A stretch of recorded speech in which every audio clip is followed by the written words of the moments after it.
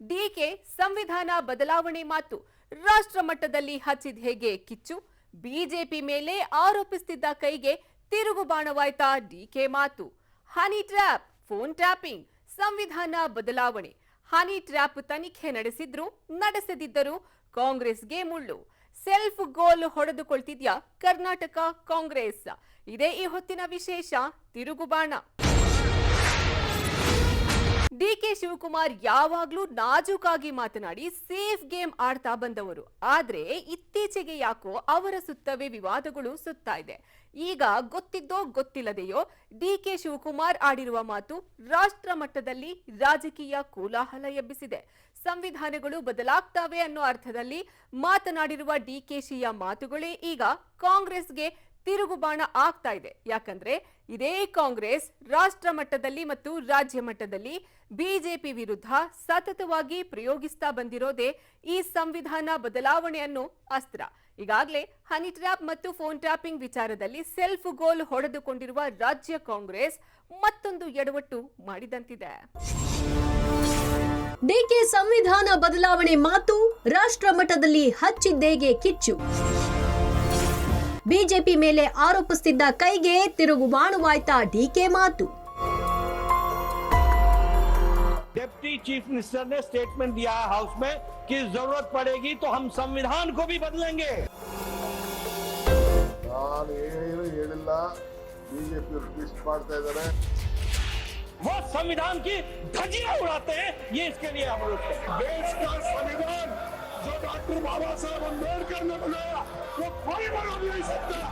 Reservation कि मुसलमानों को रिजर्वेशन दिया जाएगा और भारत के संविधान को बदलाया जाएगा. ಡಿ ಕೆ ಶಿವಕುಮಾರ್ ಅವರು ಅಲ್ಲಿ ಹೇಳಿಬಿಟ್ಟು ಈಗ ನಾನು ಹೇಳಿಲ್ಲ ಅಂತ ಡಬಲ್ ಸ್ಟ್ಯಾಂಡರ್ಡ್ ಯೂ ಟರ್ನ್ ನೋಡ್ತಿದ್ದಾರೆ.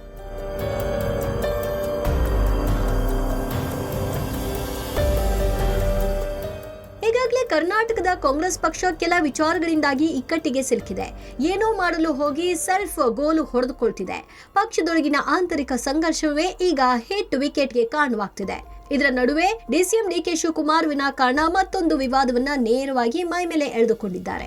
ಕಳೆದ ಕೆಲ ದಿನಗಳಿಂದ ರಾಜ್ಯದಲ್ಲಿ ಹನಿ ಟ್ರ್ಯಾಪ್ ವಿಚಾರ ಭಾರೀ ವಿವಾದ ಸೃಷ್ಟಿಸಿರುವುದು ಕೂಡ ಕಾಂಗ್ರೆಸ್ನಿಂದಲೇ. ಇದು ವಿಪಕ್ಷಗಳಿಗೆ ಈಗಾಗಲೇ ಅಸ್ತ್ರವನ್ನೇ ಕೊಟ್ಟಿದೆ. ಅದರ ನಡುವೆ ಫೋನ್ ಟ್ಯಾಪಿಂಗ್ ಅನ್ನೋ ಮತ್ತೊಂದು ಗುಸುಗುಸು ಕಾಂಗ್ರೆಸ್ನೊಳಗೆ ಶುರುವಾಗಿದೆ. ಇದರ ಬೆನ್ನಲ್ಲೇ ಈಗ ಡಿಕೆ ಶಿವಕುಮಾರ್ ಆಡಿರುವ ಮಾತು ರಾಷ್ಟ್ರ ಮಟ್ಟದಲ್ಲಿ ಕಿಚ್ಚು ಹಚ್ಚಿದೆ.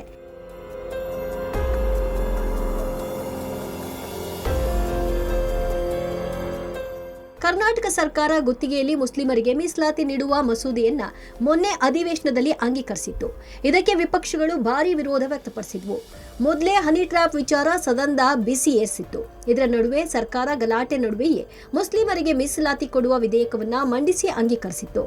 ಇದು ಮತ್ತಷ್ಟು ಕಿಚ್ಚು ಹಚ್ಚುವಂತೆ ಮಾಡಿ ಸದನದೊಳಗೆ ಕೋಲಾಹಲವನ್ನೇ ಸೃಷ್ಟಿಸಿತ್ತು. ಬಿಜೆಪಿ ಸದಸ್ಯರು ಬಜೆಟ್ ಪ್ರತಿಯನ್ನೇ ಹರಿದು ಸ್ಪೀಕರ್ ಪೀಠದತ್ತ ಎಸೆದು ಪ್ರತಿಭಟನೆ ಮಾಡಿದ್ದನ್ನ ನೀವೆಲ್ಲ ನೋಡಿದ್ದೀರಾ. ಗಲಾಟೆ ಮಾಡಿದ 18 ಶಾಸಕರು ಅಮಾನತು ಕೂಡ ಆಗಿದ್ದಾರೆ. ಹೀಗೆ ಮುಸ್ಲಿಮರಿಗೆ ಮೀಸಲಾತಿ ಕೊಟ್ಟದರ ವಿರುದ್ಧ ಬರೀ ರಾಜ್ಯದಲ್ಲಿ ಮಾತ್ರವಲ್ಲ ರಾಷ್ಟ್ರ ಮಟ್ಟದಲ್ಲೂ ಬಿಜೆಪಿ ಹೋರಾಟ ನಡೆಸುತ್ತಿದೆ. ಸಂವಿಧಾನದಲ್ಲಿ ಧರ್ಮಾಧಾರಿತವಾಗಿ ಮೀಸಲಾತಿ ಕೊಡಲು ಅವಕಾಶವಿಲ್ಲದೆ ಇರೋದ್ರಿಂದ ಈಗ ಈ ವಿಚಾರ ನ್ಯಾಯಾಲಯದ ಮೆಟ್ಟಿಲು ಹತ್ತುತ್ತಿದೆ. ಇದರ ನಡುವೆ ಉಪಮುಖ್ಯಮಂತ್ರಿ ಆಡಿರುವ ಅದೊಂದು ಮಾತು ಉರಿಯೋ ಬೆಂಕಿಗೆ ಕೆಜಿಗಟ್ಟಲೆ ತುಪ್ಪ ಸುರಿದಿದೆ. ಸಂವಿಧಾನ ಬದಲಾಗುತ್ತಿದೆ, ಕಾಯೋಣ. ಡಿಕೆಶಿ ಮಾತಿನಿಂದ ರಾಷ್ಟ್ರಾದ್ಯಂತ ರಾಜಕೀಯ ಕೋಲಾಹಲ. ಎಸ್, ಮೊದಲೇ ಹೇಳಿದ ಹಾಗೆ ಕರ್ನಾಟಕ ಸರ್ಕಾರ ಗುತ್ತಿಗೆಯಲ್ಲಿ ಮುಸ್ಲಿಮರಿಗೆ ಮೀಸಲಾತಿ ಕೊಟ್ಟು ವಿಧೇಯಕ ಪಾಸ್ ಮಾಡಿಸಿರುವುದು ಸಂವಿಧಾನವಾಗಿ ಸರಿಯೋ ತಪ್ಪೋ ಅನ್ನೋ ಜಿಜ್ಞಾಸೆ ಇದೆ. ಯಾಕಂದ್ರೆ ಭಾರತದ ಸಂವಿಧಾನವು ಧರ್ಮದ ಆಧಾರದಲ್ಲಿ ಮೀಸಲಾತಿ ಕೊಡಲು ಅವಕಾಶ ಕೊಟ್ಟಿಲ್ಲ. ಆದರೂ ಕೂಡ ಕರ್ನಾಟಕ ಸರ್ಕಾರ ಮುಸ್ಲಿಮರಿಗೆ ಮೀಸಲಾತಿ ಕೊಟ್ಟಿರೋದು ಸಂವಿಧಾನ ಬಾಹಿರ ಅಂತ ಬಿಜೆಪಿ ಆರೋಪ ಮಾಡೋದ್ರ ಜೊತೆಗೆ ಹೋರಾಟವನ್ನು ಮಾಡ್ತಿದೆ. ಈ ಹೋರಾಟ ಕೇವಲ ಕರ್ನಾಟಕಕ್ಕಷ್ಟೇ ಸೀಮಿತವಾಗಿಲ್ಲ. ರಾಷ್ಟ್ರ ಮಟ್ಟದಲ್ಲೂ ಕಾಂಗ್ರೆಸ್ ವಿರುದ್ಧ ಬಿಜೆಪಿ ಈ ಅಸ್ತ್ರ ಪ್ರಯೋಗಿಸುತ್ತಿದೆ. ಇದರ ನಡುವೆ ಡಿಕೆಶಿ ಆಡಿರೋ ಅದೊಂದು ಮಾತು ಮತ್ತಷ್ಟು ಕಿಚ್ಚು ಹಚ್ಚಿದೆ. ಡಿಕೆಶಿ ಹೇಳಿದ್ದೇನು? ಸಂವಿಧಾನದಲ್ಲಿ ಧರ್ಮಾಧಾರಿತ ಮೀಸಲಾತಿಗೆ ಅವಕಾಶ ಇಲ್ಲ ಅನ್ನೋದು ಗೊತ್ತಿದೆ. ಕೋರ್ಟ್ನಲ್ಲಿ ಏನಾಗುತ್ತೆ ನೋಡೋಣ. ಒಳ್ಳೆಯ ದಿನಗಳು ಬರುತ್ತೆ. ಸಂವಿಧಾನ ಬದಲಾಗ್ತಿದೆ. ಕೆಲವೊಂದು ತೀರ್ಪುಗಳು ಸಂವಿಧಾನವನ್ನ ಬದಲಾಯಿಸಿವೆ. ಹೀಗಂತ ಖಾಸಗಿ ಕಾರ್ಯಕ್ರಮದಲ್ಲಿ ಡಿಕೆಶಿ ಹೇಳಿದ್ರು. ಕರ್ನಾಟಕದಲ್ಲಿ ಧರ್ಮಾಧಾರಿತವಾಗಿ ಮೀಸಲಾತಿ ಕೊಟ್ಟಿದ್ದಕ್ಕೆ ಸಂವಿಧಾನದಲ್ಲಿ ಅವಕಾಶವಿಲ್ಲ ಅನ್ನೋದು ಗೊತ್ತಿದೆ ಅಂದಿರುವ ಡಿಕೆ ಶಿವಕುಮಾರ್ ಕೋರ್ಟ್ನಲ್ಲಿ ಏನಾಗುತ್ತೆ ನೋಡೋಣ ಅಂತ ಹೇಳಿದ್ದಾರೆ. ಇದರ ಜೊತೆಗೆ ಸಂವಿಧಾನ ಬದಲಾವಣೆ ಕುರಿತು ಕೂಡ ಮಾತನಾಡಿದ್ದಾರೆ. ಇದು ಈಗ ರಾಷ್ಟ್ರ ಮಟ್ಟದಲ್ಲಿ ಭಾರೀ ಕೋಲಾಹಲ ಎಬ್ಬಿಸಿದೆ. ರಾಜ್ಯಸಭೆ ಲೋಕಸಭೆಯಲ್ಲೂ ಡಿಕೆ ಮಾತಿಂದ ಕೋಲಾಹಲ. ನಾನು ಆ ರೀತಿ ಹೇಳಿಲ್ಲ ಅಂತ ಡಿಕೆಶಿ ಸ್ಪಷ್ಟನೆ.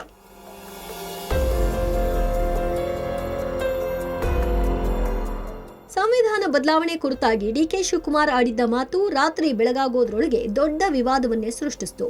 ಕಾಂಗ್ರೆಸ್ ಸಂವಿಧಾನ ಬದಲಾವಣೆ ಮಾಡಲು ಹೊರಟಿದೆ ಅನ್ನೋ ಗಂಭೀರ ಆರೋಪವನ್ನ ಬಿಜೆಪಿ ಮಾಡಿದೆ. ಸದ್ಯ ಸಂಸತ್ನ ಅಧಿವೇಶನ ನಡೀತಾ ಇದ್ದು ರಾಜ್ಯಸಭೆ ಮತ್ತು ಲೋಕಸಭೆ ಎರಡೂ ಕಡೆ ಡಿಕೆಶಿ ಹೇಳಿಕೆ ಹಲ್ಚಲ್ ಎಬ್ಬಿಸಿತು.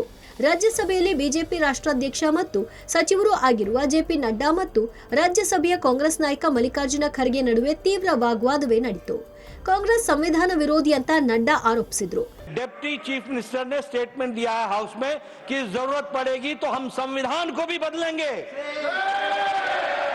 This is a very serious matter और ये लोग बड़े संविधान के रक्षक बनते हैं और ये लोग संविधान की रक्षा करने की बात सारे देश को बताते हैं, ढोल पीटते हैं, वो संविधान की धज्जियां उड़ाते हैं. ये इसके लिए हम रोक करते हैं. मैं यही कहूंगा, कौन सा वो आदमी जिनको कहा देश का संविधान बदलने वाले हैं. देश का संविधान जो डॉक्टर बाबा साहब अम्बेडकर ने बनाया वो कोई बदल नहीं सकता. रिजर्वेशन भी कोई खत्म नहीं कर सकता और उसकी रक्षा के लिए हम कन्याकुमारी से कश्मीर तक हमने पूरा भारत जोड़ो यात्रा की. ये भारत तोड़ो करने वाले उन्हीं के कांग्रेस पार्टी के सिटिंग डिप्टी चीफ मिनिस्टर और उनके स्टेट के कांग्रेस प्रेसिडेंट. ಇನ್ನು ಇದೇ ರೀತಿ ಲೋಕಸಭೆಯಲ್ಲೂ ಮುಸ್ಲಿಂ ಮೀಸಲಾತಿ ಮತ್ತು ಡಿಕೆಶಿ ಹೇಳಿಕೆ ಕುರಿತಾಗಿ ತೀವ್ರ ಕದನ ನಡೆಯಿತು. ಕೇಂದ್ರ ಸಚಿವ ರಿಜಿಜು ಈ ವಿಚಾರವನ್ನ ಇಟ್ಕೊಂಡೆ ಕಾಂಗ್ರೆಸ್ ಮೇಲೆ ಮುಗಿಬಿದ್ರು. ಇದರಿಂದ ಸದನ ಅಕ್ಷರಶಃ ರಣಾಂಗಣವಾಗೋದ್ರಲ್ಲಿತ್ತು. ಹೀಗಾಗಿ ಸಭಾಪತಿಗಳು ಸದನವನ್ನೇ ಮುಂದೂಡಬೇಕಾಯಿತು. जो संवैधानिक पद पर बैठा हुआ है, कांग्रेस पार्टी का वरिष्ठ नेता संवैधानिक पद पर बैठ करके ये कहता है कि मुसलमानों को रिजर्वेशन दिया जाएगा और भारत के संविधान को बदलाया जाएगा. आप बताइए अध्यक्ष महोदय, यह सदन कैसे चुप बैठ सकते हैं? सरकार इस मुद्दे को आप लोग बैठ जाए, बोल रहे हैं पार्लियामेंट्री अफेयर. सर, ये बहुत गंभीर मुद्दा है.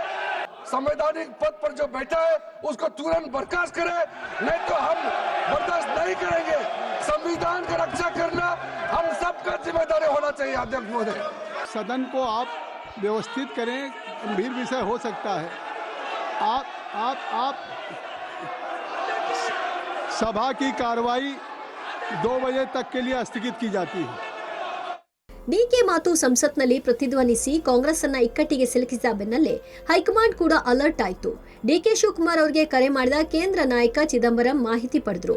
ನಾನು ಸಂವಿಧಾನ ಬದಲಾವಣೆ ಮಾಡೋದಾಗಿ ಹೇಳಿಲ್ಲ, ಬಿಜೆಪಿ ತನ್ನ ಹೇಳಿಕೆ ತಿರುಚಿದೆ ಅಂತ ಡಿಕೆಶಿ ಸಮಜಾಯಿಷಿ ಕೊಟ್ರು. ನಾನು ಏನು ಹೇಳಿಲ್ಲ, ಬಿಜೆಪಿಯವರು ಟ್ವಿಸ್ಟ್ ಮಾಡ್ತಾ ಇದ್ದಾರೆ. ನನ್ನ ಹೇಳಿಕೆಗೆಲ್ಲ ತೆಗೆದು ನೋಡಿ, ನಾನು 36 ವರ್ಷ ಆಗಿದೆ ಅಸೆಂಬ್ಲಿಗೆ ಬಂದು. ಅದು ಯಾರು ಹೇಳಿಕೆ ಕೊಟ್ಟಿದ್ದಾರೆ, ಯಾರು ಪ್ರಸ್ತಾವನೆ ಮಾಡಿದ್ದಾರೆ ಅವ್ರಿಗೆ ಪಾಪ ಅರ್ಥ ಆಗಿಲ್ಲ ಅಂತ ಕಾಣ್ತದೆ. ನನ್ನ ಭಾಷೆ, ನನ್ನ ಮಾತು, ನನ್ನ ವಿಚಾರ ನಾನು ಅಸೆಂಬ್ಲಿಲೇ ಇರಲಿಲ್ಲ. ಮೊನ್ನೆ ಮಾಡಿದಾಗ ನಾನು ಅಸೆಂಬ್ಲಿಲೇ ಇರಲಿಲ್ಲ. ನಂಬರ್ 1 ಹೊರಗಡೆನೂ ಎಲ್ಲೂ ಸ್ಟೇಟ್ಮೆಂಟ್ ಕೊಡಲಿಲ್ಲ. 3ನೇದು ಮೊನ್ನೆ ನಾನು ಯಾವುದೋ ಒಂದು ಕಾನ್ಕ್ಲೇವ್ ಡೆಲ್ಲಿಲಿ ಹೋಗಿದ್ದೆ, ಅಲ್ಲೂ ಕೂಡ ನೀವು ತೆಗೆದು ನೋಡಿ. ನಮ್ಮ ಈ ಒಂದು ವಿಚಾರ ನಾವು ಮೊನ್ನೆ ಮಾಡಿದ್ದೀವಿ, ಇದ್ರ ಬಗ್ಗೆ ಬೇಕಾದಷ್ಟು ಕೋರ್ಟ್ಗೆ ಹೋಗ್ತಾರೆ. ಕೋರ್ಟಲ್ಲಿ ಬೇಕಾದಷ್ಟು ತೀರ್ಮಾನಗಳು ಬಂದಾಗ ಬೇಕಾದಷ್ಟು ವಿಚಾರಗಳಲ್ಲಿ ಅಮೆಂಡ್ಮೆಂಟ್ಗಳು ಆಗಿದೆ ಅನ್ನೋ ಒಂದು ಮಾತನ್ನು ಹೇಳಿದ್ದೇನೆ ಹೊರತು ನಾನು ಈ ವಿಚಾರವನ್ನು 4% ರಿಸರ್ವೇಷನ್ ವಿಚಾರ ನಾನು ಪ್ರಸ್ತಾವನೆ ಮಾಡೋಕ್ಕೆ ಹೋಗಿಲ್ಲ. ಅಮೆಂಡ್ಮೆಂಟ್ ಇದನ್ನು ಸಂವಿಧಾನ ತಂದಿರೋರು ನಾವು, ಸಂವಿಧಾನ ರಕ್ಷಣೆ ಮಾಡೋರು ನಾವು.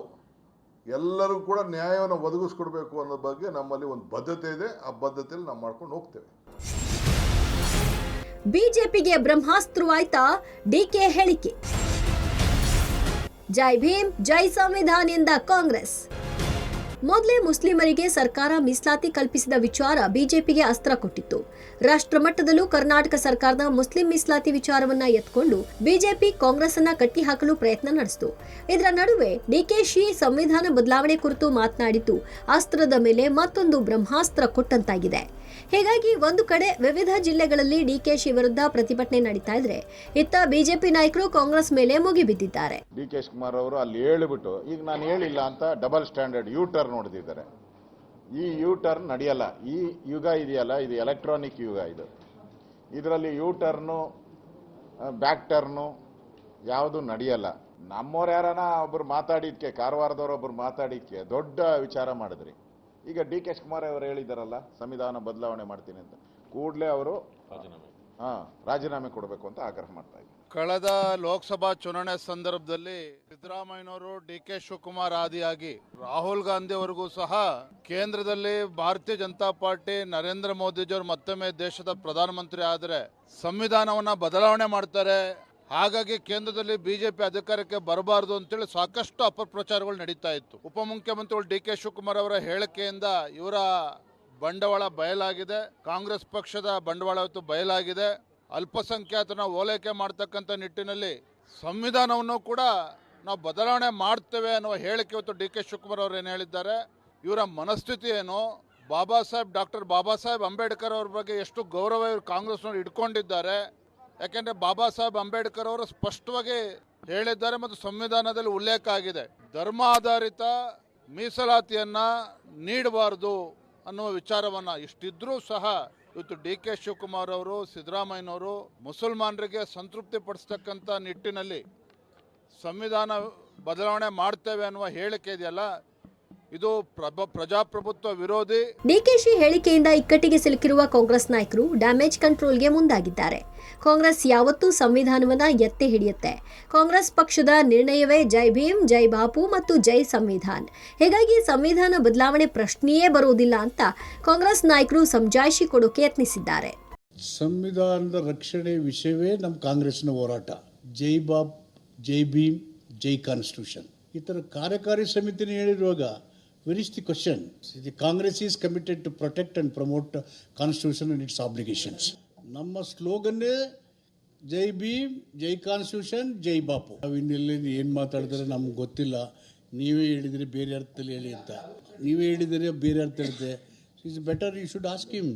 ನಾವು ಕಾರ್ಯಕ್ರಮನೇ ಕೊಟ್ವಿ ಅದಕ್ಕೆ ಇಡೀ ದೇಶದಲ್ಲಿ. ಜೈ ಬಾಪು, ಜೈ ಭೀಮ್, ಜೈ ಕಾನ್ಸ್ಟಿಟ್ಯೂಷನ್ ಅಂತೇಳಿ ನಮ್ಮ ಅಖಿಲ ಭಾರತ ಕಾಂಗ್ರೆಸ್ ಪಕ್ಷದ ಅಧ್ಯಕ್ಷರು ಮತ್ತು ನಾಯಕರುಗಳು ಅದರ ಬಗ್ಗೆ ಹೇಳಿಕೆಯನ್ನು ಅನೇಕ ಸಂದರ್ಭದಲ್ಲಿ ಕೊಟ್ಟಿದ್ದಾರೆ. ಅದಕ್ಕಾಗಿ ನಾವು ಸಮಾವೇಶನೇ ಮಾಡಿದೋ ಬೆಳಗಾಂನಲ್ಲಿ. ಹಾಗಾಗಿ ನಾವು ಸಂವಿಧಾನದ ರಕ್ಷಣೆಗೆ ಮತ್ತು ಸಂವಿಧಾನದ ಆಶಯಗಳನ್ನು ಅನುಷ್ಠಾನ ಮಾಡೋದಕ್ಕೆ ಕಾಂಗ್ರೆಸ್ ಪಕ್ಷ ಬದ್ಧವಾಗಿದೆ. ಸಂವಿಧಾನ ಪ್ರತಿ ಹಿಡಿದೇ ಚುನಾವಣಾ ಪ್ರಚಾರ ಮಾಡಿದ್ದ ರಾಹುಲ್ ಬಿಜೆಪಿ ವಿರುದ್ಧ ಕಾಂಗ್ರೆಸ್ ಮಾಡ್ತಾ ಇದ್ದ ಆರೋಪವೇ ಈಗ ರಿವರ್ಸ್.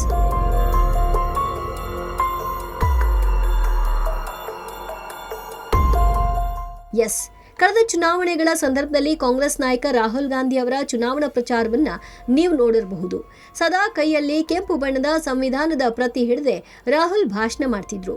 ಬಿಜೆಪಿ ಗೆದ್ರೆ ಸಂವಿಧಾನ ಬದಲಾವಣೆ ಮಾಡುತ್ತೆ, ನಾವು ಸಂವಿಧಾನವನ್ನ ರಕ್ಷಿಸ್ತೀವಿ ಅನ್ನೋ ಮಾತನ್ನೇ ಪ್ರಮುಖ ಅಸ್ತ್ರವನ್ನಾಗಿ ಮಾಡಿದ್ರು ರಾಹುಲ್.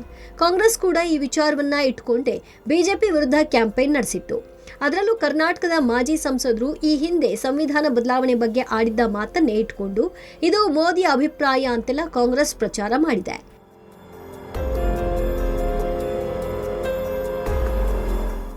ಯಾವ ಅಸ್ತ್ರವನ್ನ ಇಟ್ಕೊಂಡು ಕಾಂಗ್ರೆಸ್ ಬಿಜೆಪಿಯನ್ನ ಕಟ್ಟಿ ಹಾಕಲು ನೋಡ್ತೋ, ಈಗ ಅದೇ ಅಸ್ತ್ರ ಕಾಂಗ್ರೆಸ್ಗೆ ತಿರುಗುಬಾಣವಾಗ್ತಿದೆ.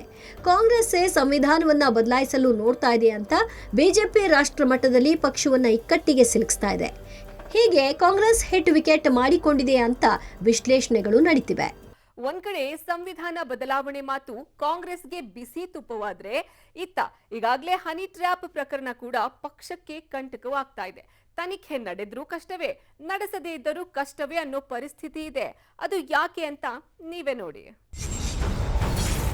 ಹನಿ ಟ್ರ್ಯಾಪ್ ಕೇಸ್ ಅಡಕತರಿಯಲ್ಲಿ ಕಾಂಗ್ರೆಸ್ ಸರ್ಕಾರ. ತನಿಖೆಗೆ ಕೊಟ್ರೂ ಕಷ್ಟ, ಕೊಡದಿದ್ರೂ ಕಷ್ಟನಾ?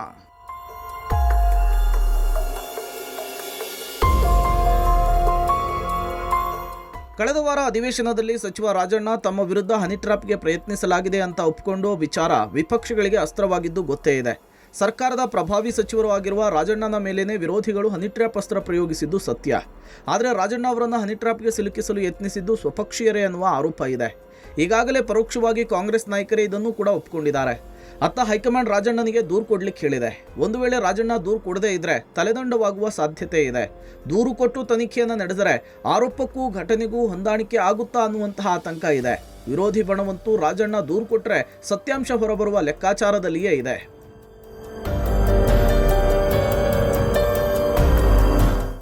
ರಾಜಣ್ಣ ಸದನದಲ್ಲಿ ಮಾತನಾಡಿ ಸುಮ್ಮನಾಗಿದ್ದಕ್ಕೆ ಹೈಕಮಾಂಡ್ ಗರಂ ಆಗಿದೆ ಎನ್ನಲಾಗಿದ್ದು, ದೂರು ಕೊಡಬೇಕು ಎಂಬ ಸೂಚನೆ ಹೈಕಮಾಂಡ್ನಿಂದ ಬಂದಿದೆ ಅಂದ ಮೇಲೆ ರಾಜಣ್ಣ ಕಂಪ್ಲೇಂಟ್ ಅನ್ನು ಕೊಡಲೇಬೇಕಾದ ಅನಿವಾರ್ಯತೆಗೆ ಸಿಲುಕಿದ್ದಾರೆ. ಹನಿ ಟ್ರ್ಯಾಪ್ ಪ್ರಕರಣದಿಂದಾಗಿ ಈಗ ಕಾಂಗ್ರೆಸ್ನಲ್ಲಿ ಹಾವು ಏಣಿ ಆಟ ಆರಂಭವಾಗುವ ಲಕ್ಷಣ ಎದ್ದು ಕಾಣಿಸ್ತಿದೆ. ರಾಜಣ್ಣ ಬಹಿರಂಗವಾಗಿ ಮಾತನಾಡಿದ್ರಿಂದ ಪಕ್ಷಕ್ಕೆ ಮುಜುಗರ. ಹನಿ ಟ್ರ್ಯಾಪ್ ಕೇಸ್ನಲ್ಲಿ ಪಕ್ಷದೊಳಗೆ ಸಂಘರ್ಷ. ರಾಜಣ್ಣ ಹನಿ ಟ್ರ್ಯಾಪ್ ಯತ್ನ ಕೇಸ್ ಬೆಳಕಿಗೆ ಬಂದಾಗಿನಿಂದ ಸಚಿವರ ವಿರುದ್ಧ ಸ್ವಪಕ್ಷದಲ್ಲಿ ಅಸಮಾಧಾನ ಹೆಚ್ಚಾಗ್ತಿದೆ. ನಿನ್ನೆ ಸಿಎಂ ಭೇಟಿ ವೇಳೆ ಖರ್ಗೆ ಸಹ ಸಚಿವ ರಾಜಣ್ಣ ವಿರುದ್ಧ ಗರಂ ಆಗಿದ್ರು. ಈಗ ಕಾಂಗ್ರೆಸ್ ಶಾಸಕ ರಂಗನಾಥ್ ಮಾತನಾಡಿ ಅಸಮಾಧಾನ ಹೊರಹಾಕಿದ್ದಾರೆ. ಪಕ್ಷ ತಾಯಿ ಇದ್ದ ಹಾಗೆ, ಪಕ್ಷಕ್ಕೆ ಮುಜುಗರ ಮಾಡಬಾರ್ದು ಅಂತ ಹೇಳಿದ್ರೆ ಗುಬ್ಬಿ ಶಾಸಕ ಶ್ರೀನಿವಾಸ್ ಸುಮ್ಮನೆ ಇದ್ದಿದ್ರೆ ಯಾರು ಒಂದು ಟ್ರ್ಯಾಪ್ ಮಾಡ್ತಾರೆ ಅಂತ ಹೇಳಿ ರಾಜಣ್ಣನಿಗೆ ಟಾಂಗ್ ಕೊಟ್ಟಿದ್ದಾರೆ. ಹನಿ ಟ್ರ್ಯಾಪ್ ಅನ್ನೋದೇ ಒಂದು ವ್ಯವಸ್ಥೆ ದಾರಿ ತಪ್ಪಿಸಂಥ ಮಾತುಗಳೋ ಇಲ್ಲ ಜನರು ಬೇಸರ ಆಗೋಂಥ ವಿಚಾರನೋ ಇಲ್ಲ ಎಲ್ಲೋ ಒಂದು ಕಡೆ ನಾವು ಹಾದಿ ತಪ್ತಾ ಇದ್ದೀವೋ ಅನ್ನೋ ಒಂದು ವಿಚಾರಕ್ಕೆ ನಾನು ಜಾಸ್ತಿ ಚರ್ಚೆ ಮಾಡೋಕ್ಕೆ ಇಂಟ್ರೆಸ್ಟ್ ಇಲ್ಲ. ಅದು ನನಗೆ ಅನಿಸಿದ್ದು ನಾನೊಬ್ಬ ಚಿಕ್ಕನಾಗ್ಬೋದು, ಅವ್ರಿಗೆಲ್ಲ ಹೇಳೋಷ್ಟು ದೊಡ್ಡನಲ್ಲ. ಆದರೆ ಪಾರ್ಟಿಗೆ ಮುಜುಗರಗಳಾಗಬಾರ್ದು, ಪಾರ್ಟಿ ಶಿಸ್ತಲ್ಲಿ ಹೋಗ್ತಾ ಇರಬೇಕು. ಪಾರ್ಟಿ ಇದ್ರೇ ಒಂದು ಸೇವೆ ಮಾಡಲಿಕ್ಕೆ ಅವಕಾಶ. ಸರ್ಕಾರ ಪಾರ್ಟಿ ನಮ್ಮ ಡಿ.ಕೆ. ಶಿವಕುಮಾರ್ ಸಾಹೇಬ್ರು ಯಾವಾಗಲೂ ಹೇಳ್ತಿರ್ತಾರೆ ಪಾರ್ಟಿ ತಾಯಿ ಇದ್ದಂಗೆ ಅಂತ. ಹನಿ ಟ್ರಾಪ್ ನನಗೆ ಹೆಂಗೆ ಗೊತ್ತಾಗುತ್ತೆ? ಹನಿ ಹುಡುಕಿ ಹೋದರೆ ಟ್ರಾಪ್ ಆಗ್ತಾರೆ ಅಲ್ವಾ? ಅದು ಹೆಂಗೆ ಆಗ್ಬಿಡ್ತಾರೆ ಸುಮ್ಮನೆ. ಅದು ಏನೋ ಗೊತ್ತಿಲ್ಲ. ಈ ಟ್ರಾಪ್ ಆಗಬೇಕು ಅಂದ್ರೆ ಹನಿ ಹುಡುಕಿ ಹೋದರೆ ತಾರೆ ಟ್ರಾಪ್ ಆಗೋದು. ನಾನು ಸುಮ್ಮನೆ ಇದ್ರೆ ಅಂತಕ್ಕೆ ಬಂದು ಯಾರು ಟ್ರಾಪ್ ಮಾಡ್ತಾರೆ? ಹೆಂಗೆ ಮಾಡೋಕ್ಕಾಗುತ್ತೆ? ಅದು ಗೊತ್ತಿಲ್ಲ ನನಗೆ. ಒಟ್ಟಿನಾಗ ಟ್ರಾಪ್ ಆಗ್ತೀವಿ ಅಂತ ಅಂದರೆ ಹನಿ ಹುಡುಕಿ ಹೋದಾಗ ನಾವು ಟ್ರಾಪ್ ಆಗ್ತೀವಿ. ಕೊಡಲಿ ಸರ್, ಇದು ವ್ಯವಸ್ಥೆಯಲ್ಲಿಲ್ಲ ಅಲ್ವಾ? ಆ ಥರ ಆಗೈತೆ ಅಂತಂದಾಗ ಯಾರು ಬಂದವ್ರೆ ಅವ್ರಿಗೆ ಗೊತ್ತಿರ್ತದೆ, ಯಾರು ಬಂದವ್ರೆ ಅಂತ ಗೊತ್ತಿರ್ತದೆ. ಅವ್ರು ಹೋಗಿ ಕಂಪ್ಲೇಂಟ್ ಮಾಡಲಿ, ಕೇಸ್ ಹಾಕ್ಲಿ, ಅವಾಗ ಎಂಕ್ವೈರಿ ಆಗುತ್ತೆ. ಕಂಪ್ಲೇಂಟ್ ಕೊಡಬೇಕು, ಯಾರು ಮಾಡಿದ್ರೆ ಏನು ಎತ್ತ ಅವ್ರು ಯಾರು ಪೂರ ಮಾಹಿತಿ ಐತೆ ಅವ್ರಿಗೆ ಕೊಡ್ಲಿ. ಕಂಪ್ಲೇಂಟ್ ಹಿಂಗೆ ತಿಂತಾರೆ ಅವರೇ 40-50 ಜನ ಐತೆ ಅಂತಂದ್ರೆ ಪೂರ ಮಾಹಿತಿ ಐತೆ, ಅದನ್ನು ಕೊಡ್ಬೋದಲ್ಲ. ಕಂಪ್ಲೇಂಟ್ ಕೊಟ್ಟರು ಮುಗಿದೋಯ್ತು. ಹೀಗೆ ಹನಿ ಟ್ರ್ಯಾಪ್ ಪ್ರಕರಣದ ತನಿಖೆ ನಡೆಯದಿದ್ರೆ ಬಿಜೆಪಿಗೆ ಮತ್ತೊಂದು ಅಸ್ತ್ರ ಸಿಕ್ಕಂತಾಗುತ್ತೆ. ತನಿಖೆ ನಡೆದು ನಿಜಾಂಶ ಹೊರಬಂದ್ರೆ ಆಗ್ಲೂ ಕೂಡ ಬ್ರಹ್ಮಾಸ್ತ್ರವೇ ಸಿಗುತ್ತೆ. ಹೀಗೆ ರಾಜಣ್ಣ ಹನಿ ಟ್ರ್ಯಾಪ್ ಕೇಸನ್ನ ಬಹಿರಂಗವಾಗಿ ಮಾತನಾಡಿರೋದ್ರಿಂದ ಪಕ್ಷಕ್ಕೂ ಮುಜುಗರ ಆಗಿದೆ, ವಿಪಕ್ಷಗಳಿಗೂ ಅಸ್ತ್ರ ಸಿಕ್ಕಿದೆ. ಹೀಗೆ ಕಾಂಗ್ರೆಸ್ ಈ ವಿಚಾರದಲ್ಲೂ ಕೂಡ ಸೆಲ್ಫ್ ಗೋಲ್ ಅನ್ನ ಹೊಡೆದುಕೊಂಡಂತಾಗಿದೆ. ಫೋನ್ ಕದ್ದಾಲಿಕೆ ಈ ಹಿಂದಿನ ಸರ್ಕಾರದ ಅವಧಿಯಲ್ಲಿ ಬಂದಿದ್ದ ಆರೋಪ ಇದು. ಈಗ ಸರ್ಕಾರದ ಸಚಿವ ಶಾಸಕರೇ ತಮ್ಮ ಫೋನ್ ಕದ್ದಾಲಿಕೆ ಮಾಡಲಾಗ್ತಿದೆ ಅಂತ ಸಿಎಂ ಮುಂದೆ ದೂರಿದ್ರೆ ಇತ್ತ ಬಿಜೆಪಿ ಕೂಡ ಹೌದು ಅಂತ ಧ್ವನಿಗೂಡಿಸಿದೆ. ಫೋನ್ ಕದ್ದಾಲಿಕೆ, ಸರ್ಕಾರದ ವಿರುದ್ಧ ಮತ್ತೊಂದು ಆರೋಪ. ಸ್ವಪಕ್ಷೀಯರೇ ಸಿಎಂ ಸಿದ್ದುಗೆ ದೂರಿದ್ರ? ಒಂದು ಕಡೆ ಹನಿ ಟ್ರ್ಯಾಪ್ ಕೇಸ್ನಲ್ಲಿ ಕಾಂಗ್ರೆಸ್ ಪಕ್ಷವೇ ಟ್ರ್ಯಾಪ್ ಆಗಿದ್ರೆ ಅದರ ಮೇಲೆ ಈಗ ಫೋನ್ ಟ್ಯಾಪಿಂಗ್ ವಿಚಾರ ಕೂಡ ಮುನ್ನೆಲೆಗೆ ಬಂದಿದೆ. ಹನಿ ಟ್ರ್ಯಾಪ್ ಕೇಸ್ನಲ್ಲೂ ಸ್ವಪಕ್ಷೀಯರೇ ಮಾಡಿಸಿದ್ದಾರೆ ಅನ್ನುವ ಆರೋಪವಿದೆ. ಈಗ ಸರ್ಕಾರದ ಕೆಲ ಸಚಿವ ಮತ್ತು ಶಾಸಕರ ಫೋನ್ಗಳನ್ನು ಕದ್ದಾಲಿಕೆ ಮಾಡಲಾಗ್ತಿದೆಯಂತೆ. ಈ ವಿಚಾರವಾಗಿ 2 ದಿನಗಳ ಹಿಂದೆ ಸಿಎಂ ಸಿದ್ದರಾಮಯ್ಯನವರಿಗೆ ಕೆಲ ಶಾಸಕರು ಸಚಿವರಿಂದ ಮೌಖಿಕ ದೂರು ಹೋಗಿದೆಯಂತೆ. ನಮಗೂ ಭಯ ಆಗುತ್ತೆ, ಕರೆ ಬಂದಾಗ ಏನು ಮಾತನಾಡೋದಕ್ಕೂ ಭಯ ಅಂಥೇಳಿ ಮೌಖಿಕವಾಗಿ ಅಳಲನ್ನು ತೋಡ್ಕೊಂಡಿದ್ದಾರೆ ಎನ್ನಲಾಗ್ತಿದೆ. ಬಳಿಕ ಸಿಎಂ ಸಿದ್ದರಾಮಯ್ಯ ಈ ಬಗ್ಗೆ ಗಮನ ಹರಿಸುವುದಾಗಿ ಭರವಸೆ ಕೊಟ್ಟಿದ್ದಾರೆ ಅನ್ನೋ ಮಾತಿದೆ. ಅದಕ್ಕೆ ಧ್ವನಿಗೂಡಿಸಿರುವಂತಹ ಬಿಜೆಪಿ ನಮ್ಮ ಫೋನ್ಗಳನ್ನು ಕೂಡ ಟ್ಯಾಪ್ ಮಾಡಲಾಗ್ತಿದೆ ಅಂತ ಹೇಳಿದ್ದಾರೆ. 100% ಡೌಟೇ ಇಟ್ಕೊಂಬೇಡಿ. ಈಗ ಅವ್ರನ್ನ ಕಳಿಸ್ಬೇಕಾದ್ರೆ ಮತ್ತೆ ಅವರ ಮಂತ್ರಿ ಎಲ್ಲಿದ್ದಾನೆ ಅನ್ನೋದು ಎಲ್ಲ ಅಂದರೆ ಟ್ರ್ಯಾಕ್ ಮಾಡೋಕ್ಕೆ ಫೋನ್ ಕದ್ದಾಲಿಕೆ ಮಾಡಲೇಬೇಕಲ್ಲ. ಈ ಸರ್ಕಾರ 100% ಫೋನ್ ಕದ್ದಾಲಿಕೆಯ ಜಾಲದಲ್ಲಿದೆ. ಇವತ್ತು ಆಡಳಿತ ಪಕ್ಷದ ಒಬ್ಬ ಶಾಸಕನೇ ಆಪಾದನೆ ನಾವು ಹೇಳ್ತಾ ಇದ್ರಿ, ನಮ್ಮ ಫೋನ್ ಕದ್ದಾಲಿಕೆಗಳನ್ನು ಮಾಡ್ತಾ ಇದ್ದಾರೆ ಅಂತ ನಾವು ಹೇಳಿದ್ರಿ, ಕುಮಾರಸ್ವಾಮಿ ಅವರು ಹೇಳಿದ್ರು. 3 ತಿಂಗಳಿಂದ ಇವೆಲ್ಲ ಮಾಧ್ಯಮದಲ್ಲಿ ಬಂದಿದೆ. ಈಗ ಸ್ವತಃ ಆಡಳಿತ ಪಕ್ಷದ ಶಾಸಕರೇ ನಮ್ಮ ಫೋನ್ ಕದ್ದಾಲಿಕೆ ಆಗ್ತಾ ಇದೆ ಅಂತ ಹೇಳಿದ್ಮೇಲೆ ಇದಕ್ಕಿಂತ ದಾಖಲೆ ಇನ್ನೇನು ಬೇಕಾಗಿದೆ? ಹೀಗೆ ಕಾಂಗ್ರೆಸ್ ಸರ್ಕಾರ ಪದೇ ಪದೇ ಹಿಟ್ ವಿಕೆಟ್ ಮಾಡ್ಕೊಳ್ತಾ ಇರುವಂತೆ ಭಾಸವಾಗ್ತಿದೆ. ಹನಿ ಟ್ರ್ಯಾಪ್ ವಿಚಾರವನ್ನ ಸದನದಲ್ಲಿಯೇ ಪ್ರಸ್ತಾಪಿಸಿದ್ರಿಂದ ಡ್ಯಾಮೇಜ್ ಆಗ್ತಾ ಇರೋದು ಕಾಂಗ್ರೆಸ್ ಪಕ್ಷಕ್ಕೇನೆ. ಇದರ ಬೆನ್ನಲ್ಲೇ ಫೋನ್ ಟ್ಯಾಪಿಂಗ್ ಆರೋಪ ಬಂದಿದ್ದು, ಇದು ಕೂಡ ಹೊರಬಂದ್ರೆ ಪಕ್ಷಕ್ಕೆ ಮತ್ತಷ್ಟು ಏಟು ಬೀಳುತ್ತೆ. ಇದೆಲ್ಲದರ ನಡುವೆ ಡಿಕೆಶಿ ಸಂವಿಧಾನ ಬದಲಾವಣೆಯ ಮಾತನ್ನಾಡಿ ರಾಷ್ಟ್ರ ಮಟ್ಟದಲ್ಲಿ ಕಾಂಗ್ರೆಸ್ ಅನ್ನ ಇಕ್ಕಟ್ಟಿಗೆ ಸಿಲುಕಿಸಿದ್ದಾರೆ.